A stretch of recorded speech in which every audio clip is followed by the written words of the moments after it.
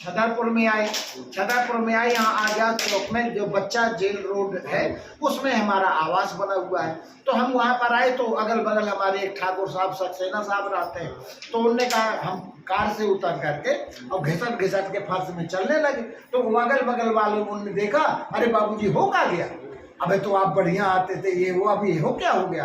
तो हमने उनको कथा व्यथा बताई। उन्होंने कहा यहाँ सागर रोड में बुंदेला साहब हैं, यस बुंदेला क्या बताया, 3 तारीख को आता है वो हर माह की लास्ट शनिवार 27 या 30 माने लास्ट शनिवार जो भी तारीख पड़ती है। तो ऐसा उन्होंने बताया। तो हमने कहा हमें तो नहीं मालूम, संयोग से उस दिन शनिवार था, महीने का लास्ट था। इन्होंने कहा कि जो है तो बहुत अच्छा है, आपको बैग भी मिल गया और सही समय पे आप आए, और चलिए हम आपको दिखवा देते हैं।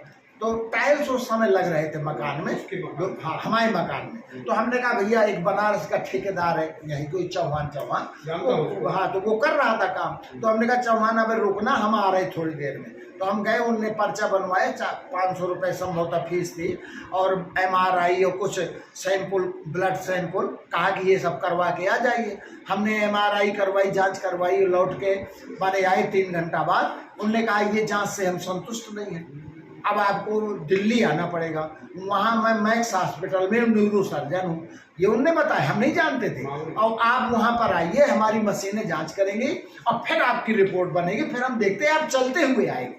आप यकीन मानिए यहाँ से आप जा रहे स्टेशन में और आप चलते हुए आएंगे। तो हमने कहा चलिए एक अध्यापक आदमी विश्वास कर लेता है जल्दी, तो हमने विश्वास कर लिया। हमने कहा ठीक है, आप वहाँ का नंबर दे दीजिए और आप डेट बता दीजिए। उनने अपना वहाँ संपर्क किया और हमें डेट बता दी, हम पहुँच गए। उनने कहा 10 लाख की व्यवस्था करके आना। हमने कहा ठीक है, हम 10 लाख की व्यवस्था करके आएंगे। हम 10 लाख की व्यवस्था लेके गए, वहाँ पर का काउंटर में जमा कर दीजिए। हमने जमा कर दिया, हमको प्राइवेट रूम मिल गया। अब स्ट्रेचर में लाद के वो हमें दिन भर ले जाते, जांच करते कराते, और 3 दिन बीत गए। तीसरे दिन उनकी जैसे हम आप बैठे ऐसे टीम बैठी, और टीम में हमें पेश किया गया। उनने पूछा क्या क्या परेशानी, हमने सब बताया कि ऐसी ऐसी परेशानी है और ऐसे ऐसे ये हुआ। तो उन्होंने कहा कि ठीक है आप ठीक हो जाएंगे। जांच रिपोर्ट में ये आया है कि पहले हमें बुंदेला साहब ने बताया था कि आपके पाँव का ऑपरेट कर दिया जाएगा, ठीक हो जाएंगे। वहाँ पर बताया आपकी स्पाइन खुलेगी, 22 सर्जरी होगी, और इसके बाद ब्लड भी लग सकता है, रुपया और भी ज़्यादा लग सकता है।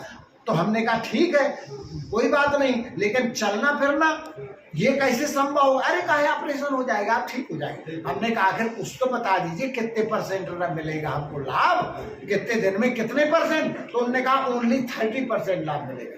हमने कहा हम 33% में लड़का पास करते रहे, आज मास्टर स्ट्रेचर में वो 30% मिल रहा है। तो हमने कहा हम तो फेल हैं। 33 हमने कहा हम पास नहीं हुए दिल्ली आकर के भी। जब हम जाएंगे, हमारे घर के अगल बगल कम से कम 25 गांव का लड़का पढ़ता है। अरे आ गए सर जी, आ गए सर जी। हमने कहा सर जी कहाँ आ गए, क्या हुआ। तो देखने आएंगे, और देखने आएंगे हम कहेंगे हम तो फेल हैं, कुछ नहीं हुआ, ये हमें पड़े रहना बिस्तर में। तो कहेंगे पैसा फूकेंगे। तो हमने कहा भैया हम नहीं ऑपरेशन कराएंगे। तो कहा नहीं कराओगे, हमने कहा नहीं कराएंगे। हम चले आए, आके घर आ गए। यही चंदेल साहब जो हमारे साथ में हैं, ये हमारे घर में हमें देखने आए थे। हमसे ज्यादा प्रेम नहीं था, बच्चे से ज्यादा था, क्योंकि बच्चा उस समय कबरई में मेडिकल खोले हुए था, इसकी पोस्टिंग नहीं हुई थी। कबरई में हमारा मकान था, वहां पर मेडिकल चलता था इसका, सुबह से शाम तक वही बैठता था। तो वहां पर इनका ज्यादा आना जाना था। तो इससे मिले जुले, कहा हम वहाँ इतने दिन यहाँ रहे, इतने दिन वहाँ रहे, सब इसने अपनी कथा व्यथा बता दी। तो कहा यार हम भी चलते बाबूजी को देखने। चंदेल साहब हमारे घर में देखने के लिए आए। तो हमने बताया इनको सब।